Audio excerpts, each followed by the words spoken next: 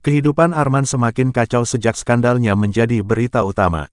Reputasinya sebagai pebisnis sukses kini hancur. Ia kehilangan banyak klien dan kepercayaan kolega.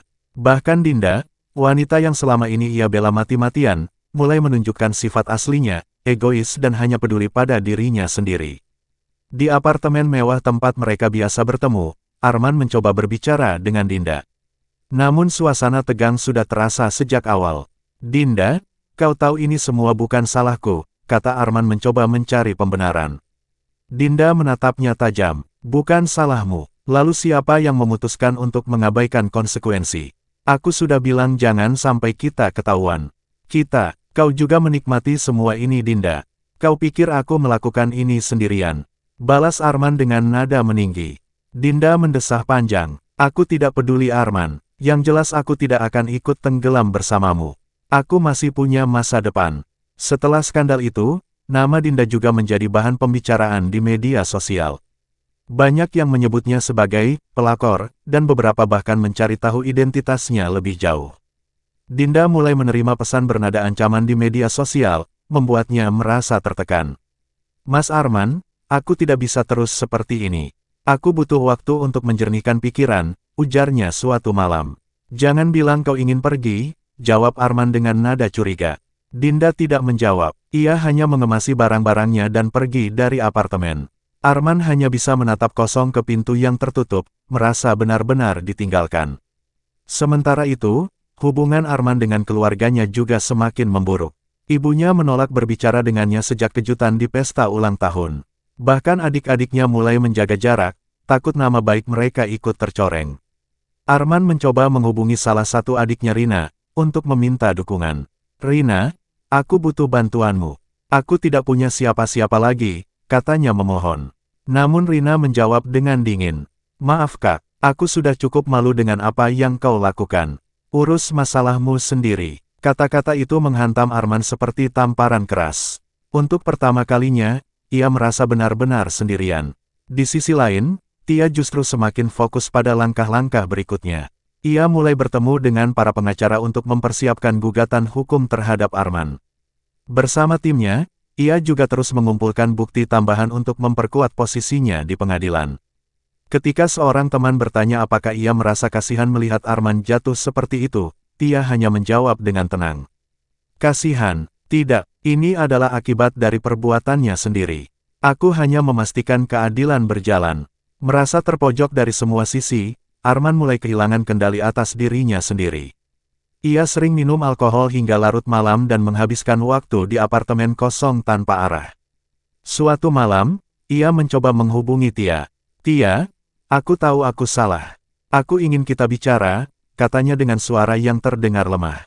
Namun, Tia menjawab tanpa ragu, "Maaf, Arman. Sudah terlambat untuk itu. Kau harus menghadapi konsekuensi dari pilihanmu." Jawaban itu membuat Arman semakin terpuruk. Ia tahu bahwa ia telah kehilangan segalanya, istrinya, anaknya, keluarganya, dan reputasinya. Arman yang dulunya begitu percaya diri dan berkuasa, kini hanya bayangan dari dirinya yang dulu. Di sisi lain, Tia mulai melihat hasil dari perjuangannya. Ia merasa semakin kuat dan siap melanjutkan langkah berikutnya untuk memastikan hidupnya benar-benar terbebas dari bayang-bayang Arman.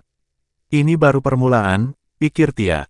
"Aku akan memastikan aku dan anakku mendapatkan kehidupan yang lebih baik." Seiring berjalannya waktu, posisi Arman semakin lemah. Tidak hanya keluarganya yang meninggalkannya, tetapi juga teman-teman dekat dan kolega bisnisnya. Semua ini adalah dampak dari skandal besar yang sudah menyebar luas. Mereka yang pernah mendukung Arman kini lebih memilih berpihak pada Tia. Suatu hari, Tia menerima panggilan dari salah satu saudara iparnya Dina, yang sebelumnya selalu membela Arman. "Tia, aku ingin minta maaf atas sikapku selama ini. Aku terlalu mudah percaya pada cerita Arman tanpa mendengarkan sisi ceritamu," kata Dina dengan nada menyesal. Tia terkejut sekaligus lega mendengar permintaan maaf itu. "Aku mengerti Dina, aku tidak menyalahkan siapapun. Aku hanya ingin keadilan untukku dan anakku," jawabnya. Percakapan itu membuka jalan bagi lebih banyak anggota keluarga besar Arman untuk mendukung Tia. Bahkan ibunya Bu Rahayu yang sebelumnya keras kepala, mulai memperlihatkan perubahan sikap. "Tia, apapun yang terjadi, aku tetap ingin menjadi nenek bagi cucuku. Aku tidak ingin kehilangan kalian, ujar Bu Rahayu saat mereka bertemu di sebuah kafe. Tia tidak langsung memberikan jawaban, tetapi ia merasa bahwa perjuangannya perlahan-lahan mengubah dinamika hubungan mereka. Di sisi lain, Arman merasakan efek dari perpecahan ini. Ia menerima pesan dingin dari keluarganya yang menegaskan bahwa mereka tidak bisa terus mendukungnya. Arman, kami tidak bisa melindungimu lagi. Semua yang terjadi adalah tanggung jawabmu sendiri, tulis salah satu saudaranya melalui pesan teks. Tanpa dukungan finansial dan emosional, Arman semakin terpuruk. Rumah tempat ia tinggal mulai tampak seperti ruang kosong yang penuh dengan kenangan pahit. Di luar lingkup keluarga besar, Tia juga mulai menerima dukungan dari orang-orang yang dulu mengenal Arman. Beberapa rekan bisnis yang pernah dirugikan oleh Arman menawarkan untuk menjadi saksi dalam persidangan perceraian dan gugatan hukum yang diajukan Tia. Saya dulu bekerja dengan Arman, dan dia selalu mencari cara untuk memanfaatkan orang lain demi keuntungan pribadi. Jika ada yang bisa saya lakukan untuk membantumu, katakan saja, kata salah seorang kolega Arman yang menemui Tia secara pribadi. Dukungan ini memberikan kekuatan baru bagi Tia.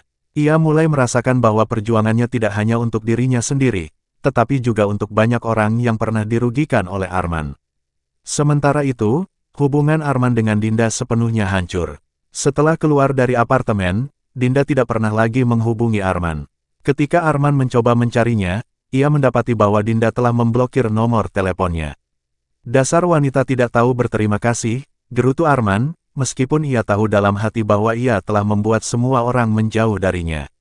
Setelah melalui berbagai tahap yang melelahkan, sidang pertama mengenai hak asuh anak akhirnya dijadwalkan. Di ruang sidang yang dingin, Tia duduk berdampingan dengan pengacaranya Bu Ratna. Arman hadir dengan pengacara barunya, mencoba memasang wajah tenang meskipun jelas terlihat kegugupan di matanya. Hakim membuka sidang dengan pembacaan kasus. Bu Ratna dengan sigap memaparkan bukti-bukti tentang pengabaian Arman terhadap anak mereka, mulai dari ketidakhadirannya dalam kehidupan sehari-hari hingga laporan tentang kekerasan verbal yang pernah ia lakukan di depan anak mereka. Yang mulia, bukti ini menunjukkan bahwa tergugat tidak hanya mengabaikan perannya sebagai seorang ayah, tetapi juga menciptakan lingkungan yang tidak aman bagi anak mereka, jelas Bu Ratna tegas. Pengacara Arman mencoba membela dengan menyatakan bahwa kliennya adalah penyokong utama finansial keluarga. Namun Bu Ratna langsung menanggapi, benar, tetapi dukungan finansial itu tidak pernah dirasakan langsung oleh anak. Sebaliknya, uang tersebut digunakan untuk membiayai kehidupan pribadi kliennya bersama selingkuhannya, katanya sambil menunjukkan laporan keuangan yang sudah diverifikasi. Tia diminta untuk memberikan kesaksian. Dengan suara yang tenang namun tegas, ia menceritakan bagaimana Arman sering meninggalkan rumah, mengabaikan anak mereka, dan menggunakan kekerasan verbal terhadapnya di depan anak mereka. Anak saya pernah bertanya, kenapa ayah tidak pernah ada untuk kita? Itu adalah pertanyaan yang sangat sulit saya jawab sebagai seorang ibu, ucap Tia menahan air mata. Hakim terlihat mendengarkan dengan saksama. Ketika giliran Arman untuk memberikan pernyataan, ia mencoba memainkan peran korban. Saya hanya manusia biasa yang mulia. Saya membuat kesalahan, tetapi saya tetap mencintai anak saya, katanya dengan nada memelas. Namun, hakim tidak tampak terpengaruh. Ia meminta bukti konkret tentang keterlibatan Arman dalam kehidupan anaknya, tetapi pengacara Arman tidak dapat memberikan jawaban yang memadai. Setelah meninjau semua bukti dan mendengar kesaksian, hakim akhirnya memutuskan bahwa hak asuh sementara diberikan kepada Tia. Pengadilan memutuskan bahwa untuk saat ini, anak akan berada dalam pengasuhan ibunya Nyonya Tia. Tergugat tetap memiliki hak kunjungan, tetapi harus diawasi oleh pihak ketiga hingga proses hukum selesai, ujar hakim dengan tegas. Tia menghela napas lega. Meskipun ini baru langkah awal, ia merasa telah memenangkan salah satu pertempuran terbesar dalam hidupnya. Di luar ruang sidang, Arman mencoba mendekati Tia. Kau tidak bisa mengambil anakku dariku, katanya dengan nada tinggi. Tia menatapnya tanpa takut. Ini bukan tentangku mengambil anakmu Arman. Ini tentang memastikan anak kita tumbuh di lingkungan yang aman dan penuh kasih. Sesuatu yang tidak pernah kau berikan, jawabnya tajam sebelum berjalan pergi. Dengan hak asuh sementara di tangan, Tia merasa semakin kuat untuk melanjutkan perjuangannya. Ia tahu bahwa masih banyak hal yang harus ia hadapi, tetapi ia percaya bahwa ia berada di jalur yang benar. Sementara itu, Arman hanya bisa menatap kepergian Tia dengan rasa frustrasi yang semakin dalam.